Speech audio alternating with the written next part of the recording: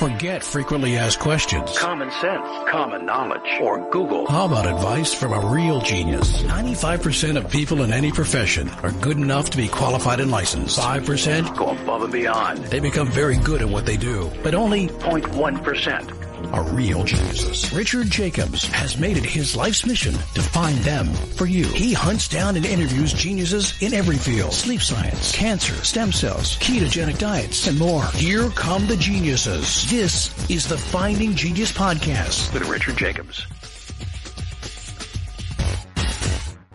Before we begin, a note from our sponsor. I'm Richard Jacobs, Executive Director of the nonprofit Finding Genius Foundation and host of the Finding Genius Podcast. In late 2016, I was rear-ended at 65 miles an hour by a truck on the highway, which sent me off-road into a ditch. The impact of the collision gave me a concussion and other injuries. At the hospital, a CT scan showed that I had thyroid nodules, which turned out to be cancer. It was then, when I had a biopsy of my neck, that I realized even if I was a millionaire, I wouldn't want a second or a third biopsy due to the pain and the invasiveness of it. And appointments at that time for thyroid experts were 3 to 6 months out. And I was worried about dying now, even if that was irrational.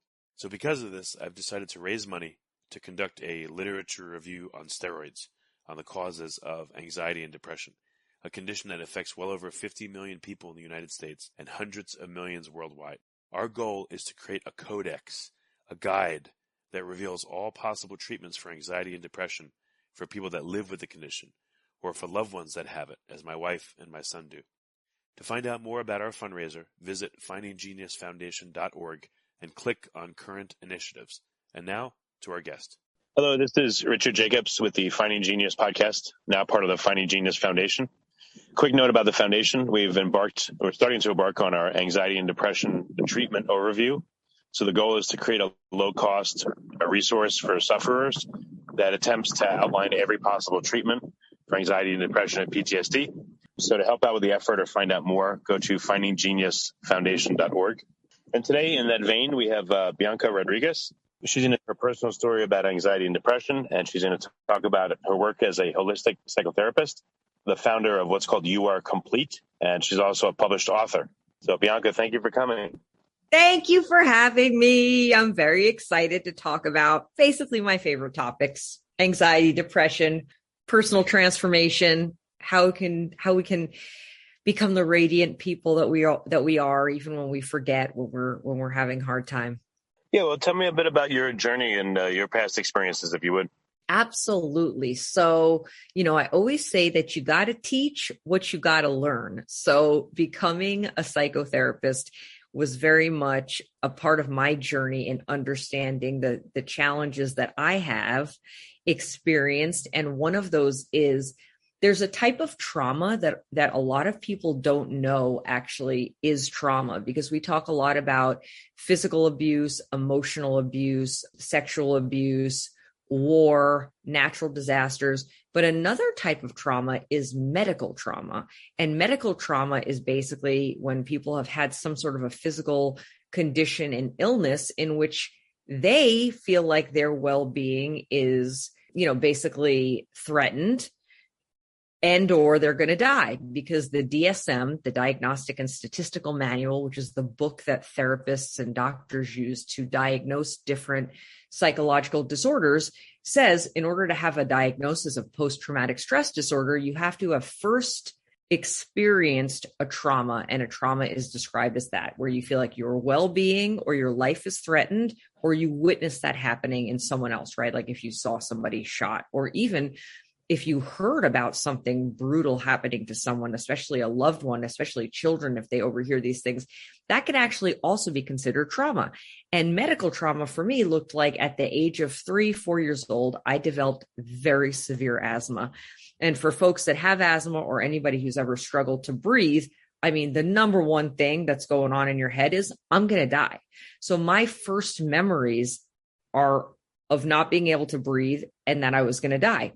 And I didn't realize that I had experienced trauma until after I went to graduate school. So I went to graduate school, in 2000, 2 or 3, graduated in 2005.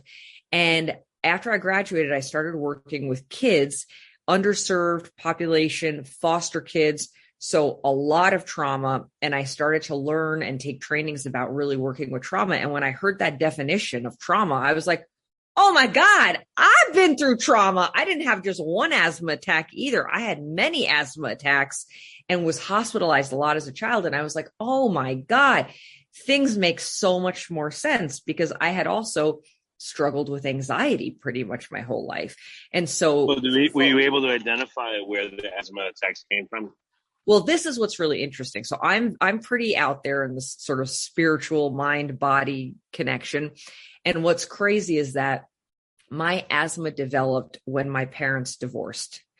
And I work with an incredible functional doctor who basically said that at 3 or 4 years old, I didn't understand and I couldn't process the basically separation of my parents.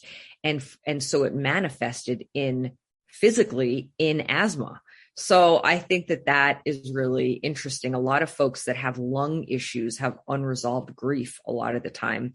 Chinese medicine sort of speaks to that being one of the ways that we process process loss. So that was kind of what happened there, because it was pretty much right after they divorced that these asthma attacks started to kind of become really out of control, where I hadn't had really a history of that prior. So uncovering past trauma sounds like it's critically important, but what's the process by which people can do that safely without mentally blowing themselves up, or, I don't know, feeling like their whole life is a lie and just really getting so upset that they can't function?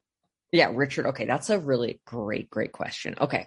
I believe that in order for us to really be integrated is the word I kind of like to use. And integration would look like you have a sense of calm, serenity, good relationships, sense of purpose in your life, right?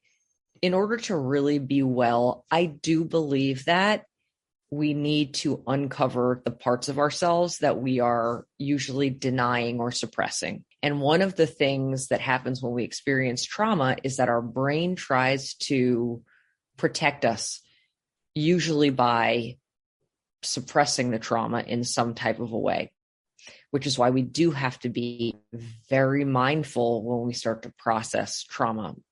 And so I think it's important to do that, but not so important that your mental health suffers. So I do a practice that's called EMDR, and it stands for eye movement desensitization and reprocessing. And it was developed by a woman named Dr. Francine Shapiro, and it's been used a lot with veterans. And now it's been around, I don't even know, 20 years maybe. So it's pretty new actually, but it's been used with lots of different populations. And I personally went through this treatment with my therapist. And then I was so blown away at the results that I now offer it. I got trained and offer it to clients. But one of the things that you do before you process any trauma with anybody is you make sure that a person is in a place of stability and is capable of managing their emotions. Now, if you've experienced trauma, you usually have some kind of anxiety disorder, post-traumatic stress disorder. A lot of the time there's substance abuse, which is also part of my story, and I can get into that more. So a person actually often has to go on quite a journey to learn how to manage their symptoms so that they can actually have the window of tolerance, we call it, to tolerate going back into reprocessing the traumatic memories that happened. But I don't do any of that type of work with a person unless they really have demonstrated the ability to regulate their emotions, because, right, competence builds confidence, and that goes for everything in our lives. Competence. You learned how to drive a car. When you first got in a car, right? You weren't confident, but over years, you gained the skill set. And the same thing is about managing our emotions. It's just a skill. It's a skill that people have to learn, and most people are not really taught to do. So when a person starts to become competent and feel confident in their ability to manage their own emotions, then you're in a space where you can look at trauma, you can revisit trauma and go, this is horrible. And my anxiety is at an 8 on a scale of 1 to 10, but I know how to bring it back down to a 3 or 4. So I can go, or lower, a 2, right? So that I can go back to work, so that I can, if you struggle with substance abuse and you've had a period of sobriety, so I cannot relapse. So I would say, yes, I'm touting that. I think that if you really want to be fully functioning and healthy and the best you can be, if you've experienced trauma, it would be very beneficial to process that trauma, but not if it's going to, like you said, destroy you in some way. And if it is going to, then you ain't ready to process the trauma. And if you don't get there, but how could someone know this without being a therapist themselves? How could they know they're ready or not? Before we continue, I've been personally funding the Finding Genius podcast for 4.5 years now, which has led to 2,700 plus interviews of clinicians, researchers, scientists, CEOs, and other amazing people who are working to advance science and improve our lives and our world. Even though this podcast gets 100,000 plus downloads a month, we need your help to reach hundreds of thousands more worldwide. Please visit findinggeniuspodcast.com and click on Support Us. We have 3 levels of membership from $10 to $49 a month, including perks such as the ability to see ahead in our interview calendar and ask questions of upcoming guests, transcripts of podcasts you're interested in, the ability to request specific topics or guests, and more. Visit findinggeniuspodcast.com and click Support Us today. Now back to the show.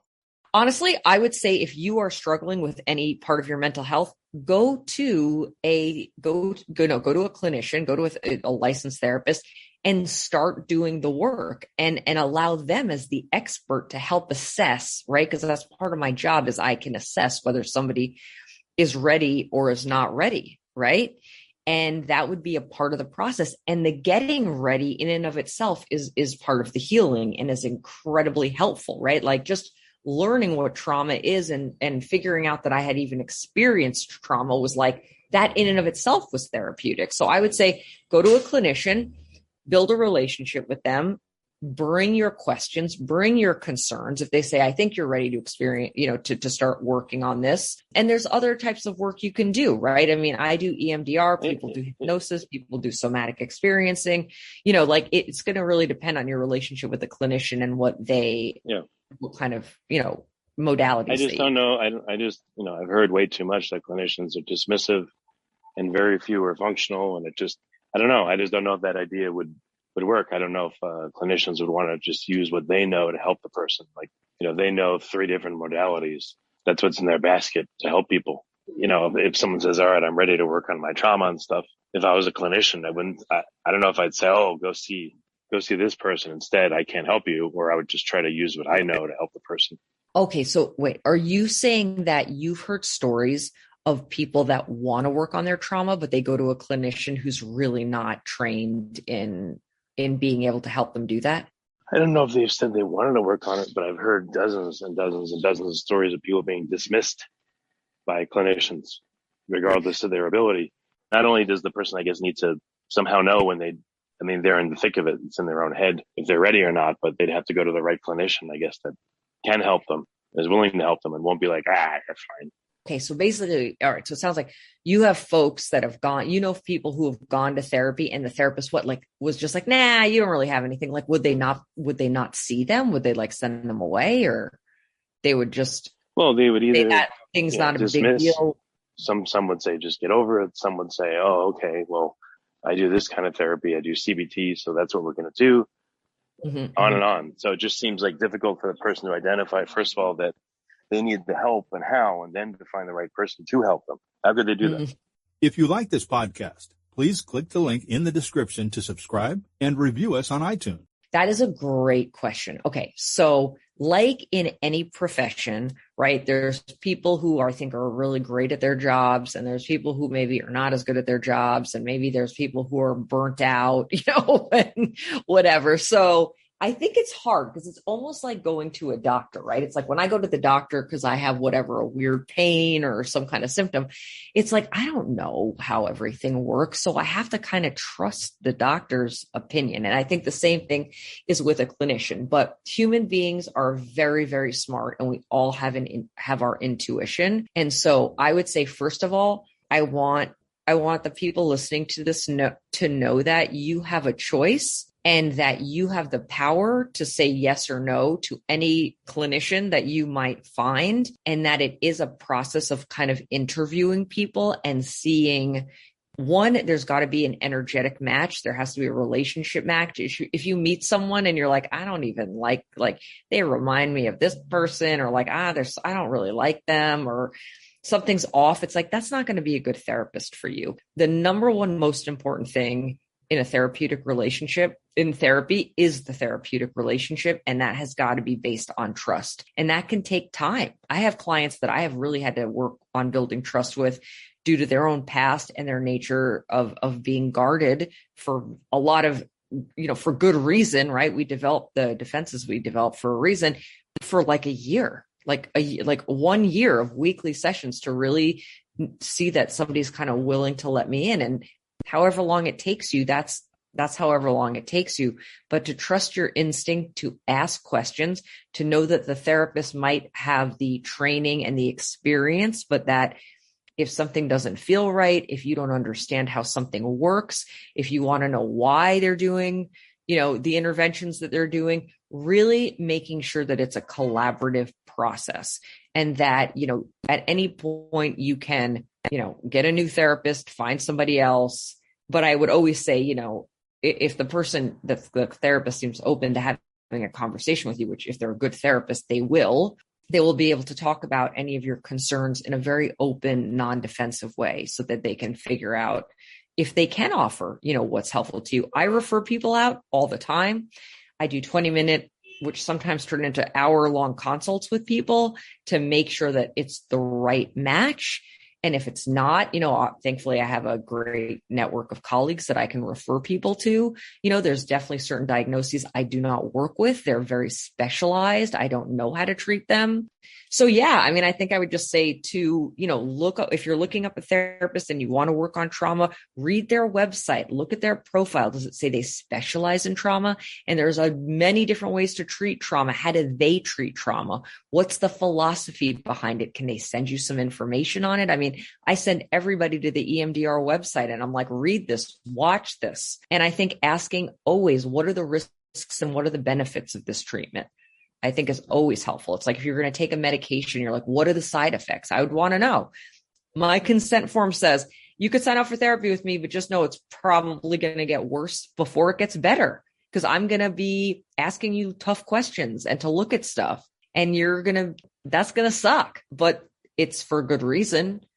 So I think having somebody who you feel you can trust and ask questions to and has a reason, can explain to you why they do what they do and how it's going to impact you, positive and maybe, hard, risky, risks. There's always risks associated with any kind of treatment. I would say that would be helpful, but you're making a great point, which is it's hard to navigate. If I was to watch you do EMDR therapy on someone, or watch someone engage in it, what would I see? Oh, what you would basically see is, so EMDR uses something called bilateral stimulation. And that's just a fancy way to say that you activate the right and the left hemispheres of the brain. And the way that you do that is many different ways.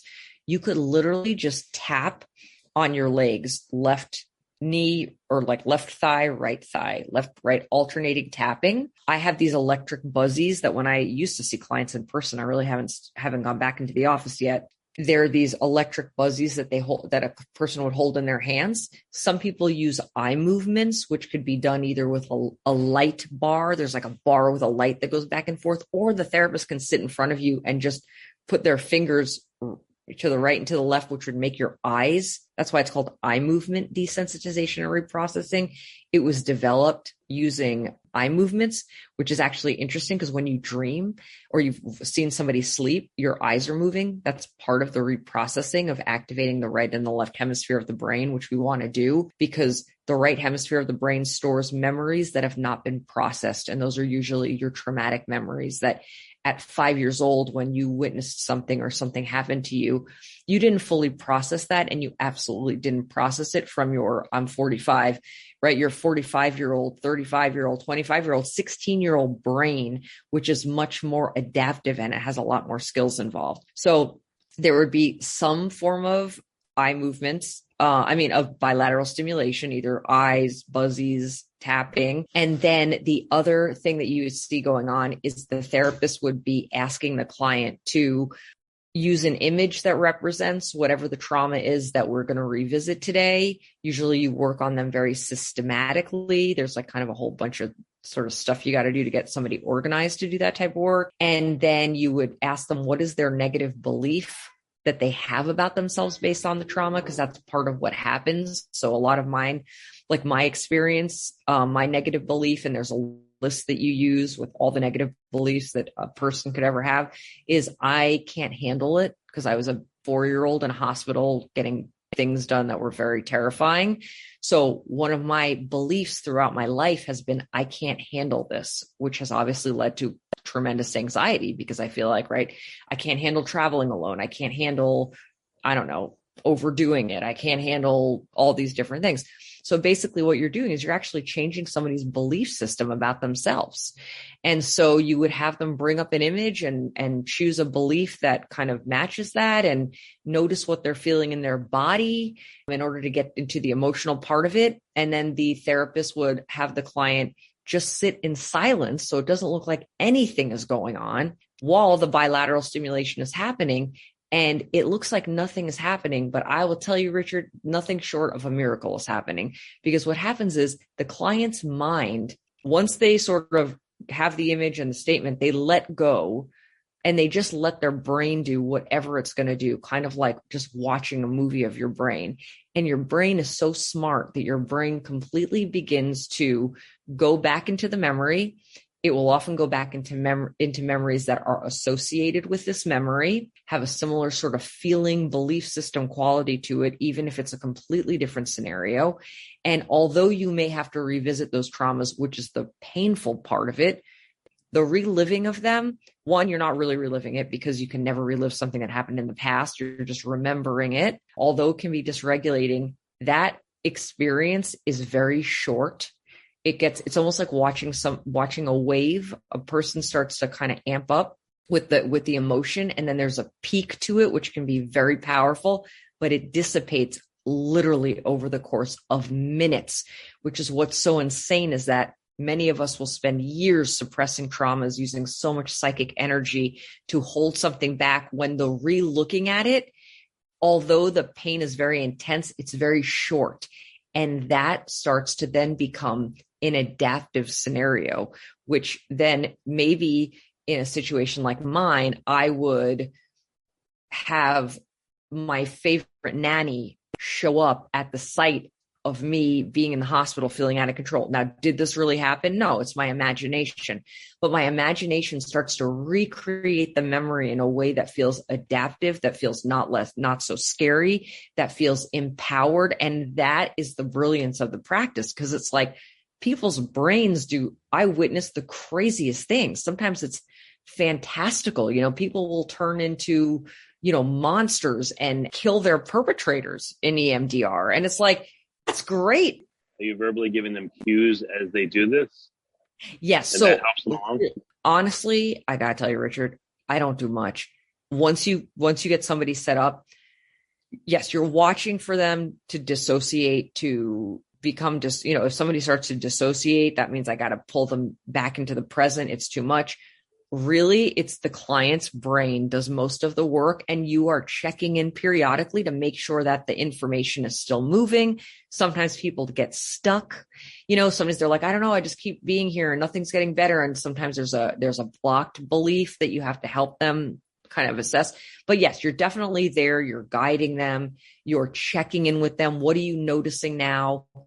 Okay, I'm noticing that now I'm here and, this person showed up and I'm making sure that the information is moving, that they're not just, sort of stuck in a nightmare, or that they haven't maybe checked out, or that they, whatever. And that's really it. And you go through this process until a person can talk about the memory, and it literally goes from being like a color movie that's like happening to you to like watching a black and white screen, in the corner of a room, where I can talk about my trauma and it doesn't emotionally affect me anymore. And that is the power of EMDR. But you don't do that work with somebody unless they are really capable of tolerating that intense pain that I sort of mentioned to you, and can bring themselves back down when they need to, so that they know that even if the pain is intense, if it becomes too intense, they can say, stop at any point in the session. Stop. This is too much. I need to take a break. I need to do some deep breathing. I need to go to a safe, calm place in my mind. I need to put this in my container. There's a lot of tools that you help people create as part of the EMDR training, because you kind of train a client to be an EMDR client. And I use a lot of those tools with people who maybe don't have, a big T trauma, because they're just helpful in helping us all kind of just deal with being a human that has a lot of different feelings. So is this is part of the theory underpinning it that the body retains trauma? And so I guess you're setting someone up in a situation where you know that it's going to come out of part of their body, but I guess you're connecting different parts of their body so that the trauma maybe is disseminated throughout the body. Then they re-experience it, relive it in a more positive way. And I guess maybe it's going back into the body, but now with a different experience, an experience of success, instead of, again, just trauma when the person was younger and wasn't able to handle it. And now they are. Is that pretty much? That was a great way to describe it. Yep. Basically, honestly, the trauma just gets stored in our brains in a way that is not literally, it just keeps you at that age. Whenever the trauma happened, and it keeps you stuck in that age and that experience. And so this kind of pulls it out and brings it into like the now, where you usually, do have the skills to handle a situation. And that's why you have to make sure a person does really have those skills. And if they don't have those skills, you got to make sure that they have enough kind of emotional, hygienic sort of skills to so when you do the EMDR, they're not just like back at 5 and they stayed at 5, but because most of us, we're all evolving, usually part of the skills are already kind of developmentally there. So are there particular traumas that this works for better than others? Or, I probably know what you're going to say, but in terms of the person too, like what signs tell you they're ready or not ready? Okay, I think this is great for all trauma. It's great for what's called complex trauma. I work a lot. Most people I know have complex trauma, which means it wasn't just one thing that happened and that was it, especially people with chaotic childhoods. They usually have complex trauma. So there's a lot of stuff to work through. I think I was in EMDR pretty much weekly for 2 years. I mean, it's not like going to happen right away. And if you need to take a break for a couple of weeks and just like have a regular therapy session, that's okay. How do I know somebody's ready? Again, I would have to say that they have to demonstrate the ability to regulate their emotions. They're not having panic attacks. They're not feeling out of control. They're able to function sort of in the world, in their relationships and stuff like that. It's not a person who's having a major depressive episode. It's not a person who's actively using substances in a, harmful way. This is somebody who's like, you have really, honestly, it really has to do with somebody who's emotionally emitting some stability, which doesn't mean you don't, get anxious sometimes if you have an anxiety disorder, which most people with trauma have some of that stuff going on. It's just that you're not so overwhelmed with emotion all the time that you're just trying to get through the day. It's like, you got to look at a person and go, first, I need to make sure that you're functioning. Can you show up to work? Can you show up for your relationships? Are you brushing your hair?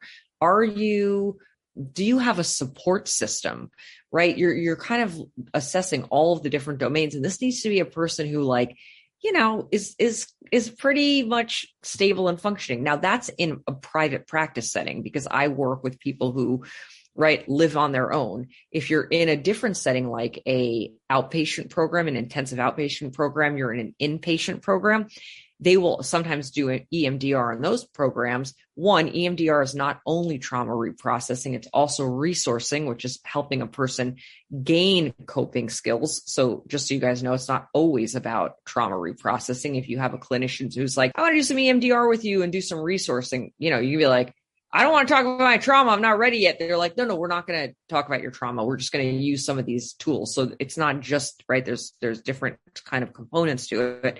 But, if you're in an inpatient program, there's a level of containment that even if your symptoms are really intense, they may say, well, because you're in a contained environment where you don't really have to function, right? You don't need to do anything. We're here doing everything for you.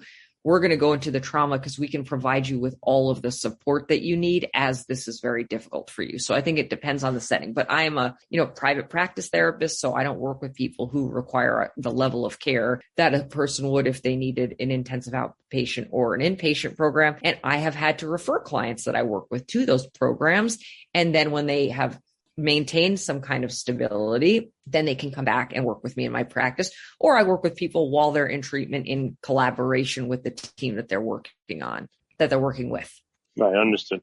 Yeah. EMDR sounds like, right. I understand why you say you have to be ready for it, because it sounds like something that I don't know who would look forward to it. I mean, they look forward to the end result, but certainly not the process. So it makes sense why you said that. Yes. And I was going to say too, another thing that you have to make sure a client can do is that a client can actually be in their body. I work with a lot of people, most of us are really associated with our heads, especially because our culture is so, we're very logic, intellectual based, and your feelings actually happen in your body. And if you've experienced trauma, a lot of the times you kind of disconnect from your body. And so I'll work with clients and they need to be able to be in their body and say, when I say, what are the sensations you're experiencing in your body? They need to be able to say, like, a tightness in my chest and my hands are sweaty. And it could take me months just to help a person be able to feel safe enough in their body. So, you're not doing any EMDR reprocessing trauma work in the sense, all of this upfront work, I just want people to know, is trauma work. Like, you don't even need to talk about your trauma. You're still doing trauma work, because if you're at a therapist's office because you're having some kind of psychological issue, your trauma is there. The reason you're having the psychological stuff is because you have experienced trauma. So even if you talk about your job for 6 months, you're still doing trauma work, because when you've experienced trauma, it impacts your entire psyche, your entire nervous system. Like, you're not doing the work. So, I think that a lot of people feel like super like, well, I've got to do the trauma work, or I'm not really doing the work. And it's like, dude, you showed up to your therapy appointment, you're doing the work. You don't want to talk about your trauma and you told your therapist that, you just did a major part of the work, because who the hell wants to talk about their trauma? The number one, one of the number one criteria for post-traumatic stress disorder is avoidance of the trauma. Like, that's why it comes out in weird ways, like chronic pain and intrusive thoughts and nightmares, because your psyche is like, I don't want to think about that. So it does everything so that you don't think about it, but it still exists. So you're haunted by it in these weird freaking ways. So just know that showing up to any of the therapeutic work, whatever that looks like for you, yoga, a group therapy process, a 12-step group for substance abuse, like, all of it is connected to healing trauma. Are there any other or additional modalities in addition to EMDR that you employ quite a bit, as a precursor to it, or an adjuvant or a helper to it? Yeah, I mean, I'm very eclectic in my work. So sometimes I even forget all the theories I use, because over the past 15 years, it's been so many things. I mean, I definitely use cognitive behavioral therapy to help people understand how their thoughts and their feelings and their behaviors connected.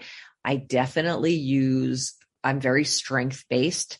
So I definitely like to help clients identify all of the things that they are doing well and all of their natural innate capacities to heal and to grow and to evolve and to take care of themselves. I'm also trained in hypnosis. I use that periodically. I use a lot of breathing techniques with folks, especially people that need to work on kind of, minimizing anxiety, but even just for handling regular stress. One of those breath techniques is called holotropic breath work, which is a very kind of powerful, sort of psychedelic kind of breath work experience. I used to teach a lot of those classes before the pandemic in treatment centers and all over Los Angeles. So yeah, I mean, I employ a whole host of things. Well, very good. What's the best way for people to find you? Like, where can you work with people? They live all over the US or the world. Like, where should they go to get help? Yes. Okay. So, because I'm a licensed therapist in the state of California, I'm only able to do psychotherapy with people who reside in the state of California. I can do EMDR and all types of my therapy virtually. So you don't need to live in Los Angeles, California. You can live anywhere in California. And the best thing for folks to do is to go to my website, which is youarecomplete.com. And there's a section there that says contact. And I actually just launched a membership community. And you'll see when you go to the website that the website is really geared toward that membership community, because what I realized during the pandemic is that people are really seeking this type of information. I work holistically, which means I believe that we have the answers within. I believe that we have a mind, a body, and a spirit, and that all of those things need to be integrated for us to experience wellness. And so I do believe that there's, a source, a higher power. I help people navigate figuring out what that is. You don't have to be into that. A lot of my clients are like, Bianca, I don't want to talk about that spiritual stuff. Not a problem. It's something that I found very helpful in my own life and in my own healing.